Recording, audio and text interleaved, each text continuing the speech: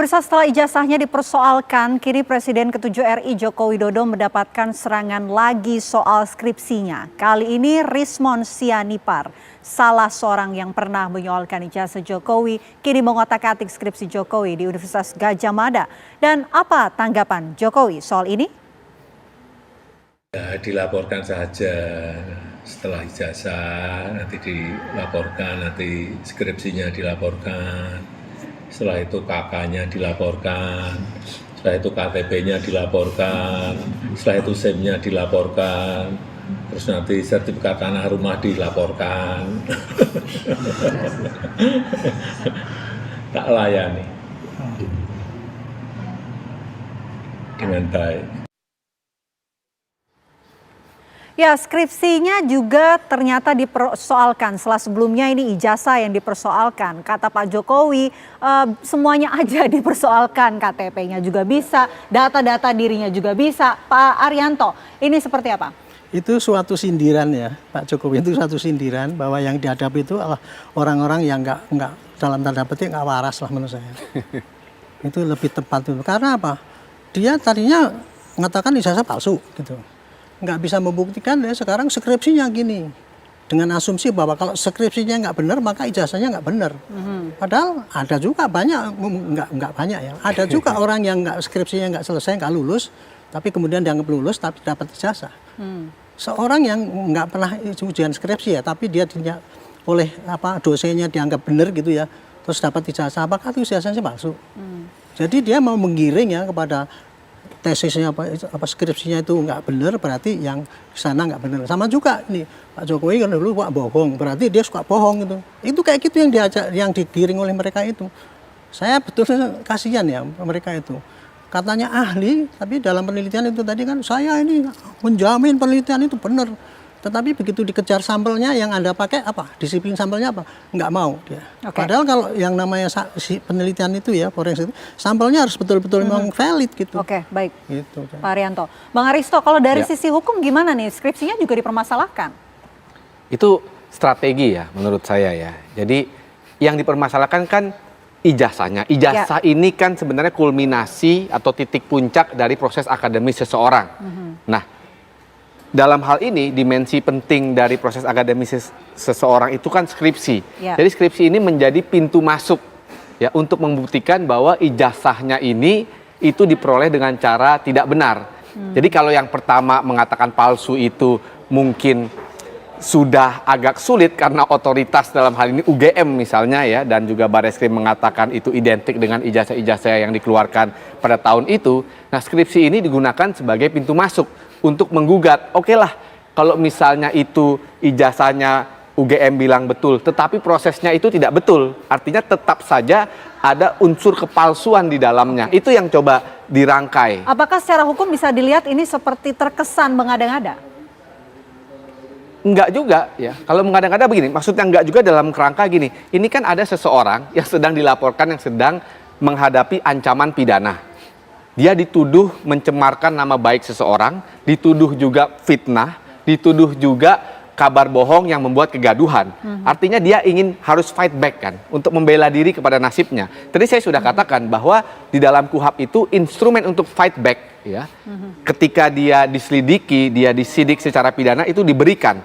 Nah, soal skripsi ini ya adalah salah satu instrumen yang digunakan untuk fight back. Argumentasi untuk fight back enggak. Kalaupun UGM mengatakan itu asli, otoritas mengatakan itu asli, tetapi saya menggugat ya, cara mendapatkan ijazahnya itu dengan cara yang tidak betul. Apa itu cara yang tidak betul? Skripsi. Apakah itu betul atau tidak? Maksudnya argumentasinya itu punya bobot apa tidak? Saya tidak tahu. Karena sejauh ini yang saya baca di media itu kan persoalan ada tanda tangan kan, tanda tangan pembimbingnya tidak ada. Nah, kalau cuma sesederhana itu, saya rasa perlu dipertebal lagi, lebih dalam lagi, karena alat bukti yang dituduhkan untuk mensupport ya tuduhan pencemaran nama baik dan lain-lain itu kepada Roy Suryo CS itu lebih dalam dari itu. Jadi kalau dia mau menggugat skripsinya, dia harus buktikan, misalnya apa?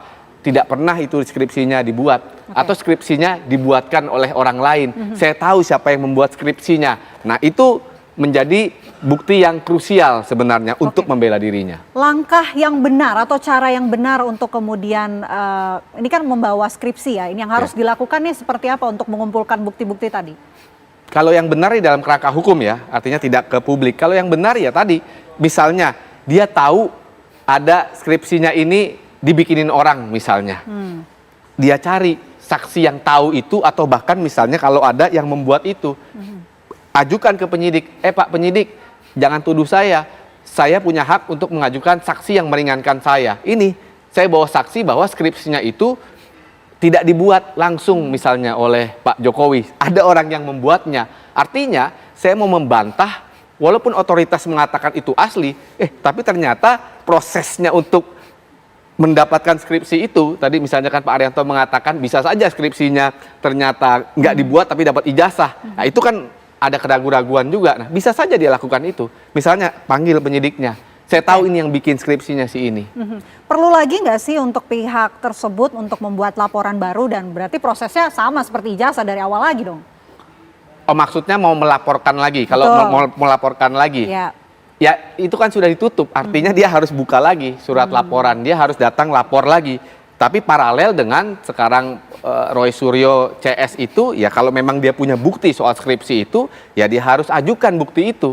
Dan undang-undang mengakomodasi itu, dan saya harap juga kalau itu terjadi, ya penyidik harus memeriksa karena wajib. Oke. Jadi makin menjelimet ya kalau ijazah sudah sulit untuk dibuktikan, kemudian lari ke skripsi. Takutnya nanti ada lagi yang lain, Pak Arianto. Ini apa yang harus dilakukan Skakmat untuk bisa menyelesaikan kasus ini? Saya sebagai penyidik ya dan mantan penyidik, ini enggak masalah itu. Mereka mau ajukan apa-apa silahkan. Monggo sak terima nanti. Tuduhan apapun misalkan ini mereka tuh kemarin sekongkol, itu contoh-contoh itu adalah orang yang temennya itu ya, itu palsu juga gitu. Oke, ajukan aja. Kewajiban penyidik cuma nampung bukti ya, kita masukkan dalam BAP. Nanti di hakim akan ditanya, ini ada kesesuaian nggak dengan saksian yang lain? Seperti tadi katakan Pak Saripto tadi, katanya gitu. Ini apakah sesuai dengan yang ini? Nggak cukup bukti ini toh. Nah ini semua yang diajukan kemarin itu ya, ada 18 kalau nggak salah. Nggak ada kesesuaian dengan yang lain. Contohnya itu tadi cuman skripsi nggak ada ininya. Tapi siapa yang merubah nggak tahu. Gitu. Dibilang bahwa itu mungkin jatuh, nggak mau percaya. Pembanding cuma 3 dibilang wah itu kan teman-temannya yang ditunjuk itu semua palsu dibanding dengan palsu ya identik. Itu kan konyol. Itu justru argumentasi yang kayak gitu itu namanya itu pembohongan itu. Itu masuk juga di dalam kebohongan oleh hakim nanti dinilai kan gitu. Jadi bagi kami ya gitu, mau ngajukan apapun silahkan nggak apa-apa kita tampung nanti. Sekarang mumpung masih di dalam penyidikan di Metro, sampaikan ke Metro sana nanti kalau dipanggil ya ngomong. Jangan kemarin dipanggil, saya nggak dipanggil namanya, yang ngapain saya ngomong. Itulah ketololan mereka itu menurut saya. Karena kalau yang namanya dipanggil itu ya, seorang pelapor itu ya, dipanggil untuk klarifikasi, harus datang. Ini loh, menguatkan bukti-bukti itu. Tapi mereka kan dengan bangganya, wah saya cuma dituduh ini, tanggal 26 nggak ngerti. Nggak mau menunjukkan bukti-bukti yang lain yang menguatkan kebenaran dia gitu. Kira-kira jadi ini simpel loh. Metro sekarang pasti lagi nyari-nyari ya jejak-jejak yang lain yang itu. Kalau untuk pembuktian bahwa itu asli apa enggak, saya kira sudah cukup itu.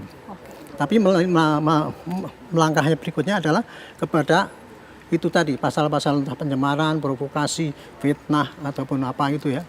Itu pasti nanti akan dicari seiring dengan penyidikan. Penyidikan itu nanti akan memunculkan kasus-kasus yang tidak dimasukkan di dalam laporan yang oleh itu saja bisa jadi memprovokasi. Termasuk kemarin mengancam orang, kata ini perlu dihukum mati. Itu kalau yang bersangkutan itu bikin laporan, tambah lagi itu tersangkanya. Pak Arianto, gitu. Soal kasus pencemaran nama baik di Polda Metro Jaya, ini kesimpulannya apa? Apakah pihak-pihak tersebut nih bisa dijerat pidana? Kalau menurut saya gini, yang gampang ya untuk mengetahui apakah itu pencemaran apa bukan. Ada orang yang tercemar nggak? Ada orang yang turun derajatnya nggak? Martabatnya nggak? Kalau itu ada, ya berarti apa yang disampaikan itu pencemaran. Tanya aja sama hakim. Ukurnya itu gimana? Ukurannya ada orang yang tercemar apa tidak? Ada saksi yang mengatakan saya tercemar dan saya tidak terima ini minta dihukum. Itu bukti. Bukti bahwa ada terjadi pencemaran. Terserah nanti hakim itu mau menerima itu sebagai pencemaran apa tidak itu silahkan saja. Sekarang penyidik tinggal nyari-nyari unsur-unsur ya. Unsur-unsur pencemaran itu adalah kalau itu ya mencemarkan, kemudian ada orang tercemar, ada orang kehormatan merasa diinjak-injak dan dia mengadu, itu namanya terjadi pencemaran. Gitu. Contohnya ya gitu. Kalau provokasi, ada orang yang ngocok-ocoki orang gini-gini, ternyata memang ada orang yang berbuat seperti yang diprovokasi itu. Ada, gitu aja kok. Sini masalah ini sebenarnya tidak sulit pembuktiannya. Yang sulit kan kelihatannya kan karena mereka tuh pakai macam-macam ngomong gini, pakai berdalih gitu. Itu sebenarnya bagi saya nggak masalah berdalih, mau silahkan bersilat lidah di sini ya, silahkan aja, nanti hakim yang akan menilai daripada bukti-bukti yang dibawa ke pengadilan. Oke, Bang Aristo, ini kalau kata Pak Arianto ini mengatakan harus ada pihak yang tercemar untuk bisa membuktikan secara cepat. Tapi kenapa prosesnya ini lama sekali?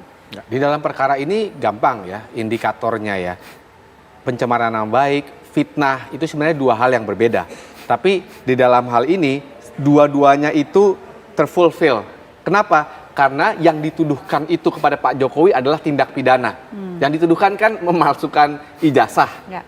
Aslinya nggak punya ijazah, tapi dia punya ijazah, itu tindak pidana. Artinya itu sudah persyaratan absolut untuk orang merasa tercemar dan untuk orang merasa difitnah, itu sudah terlengkapi.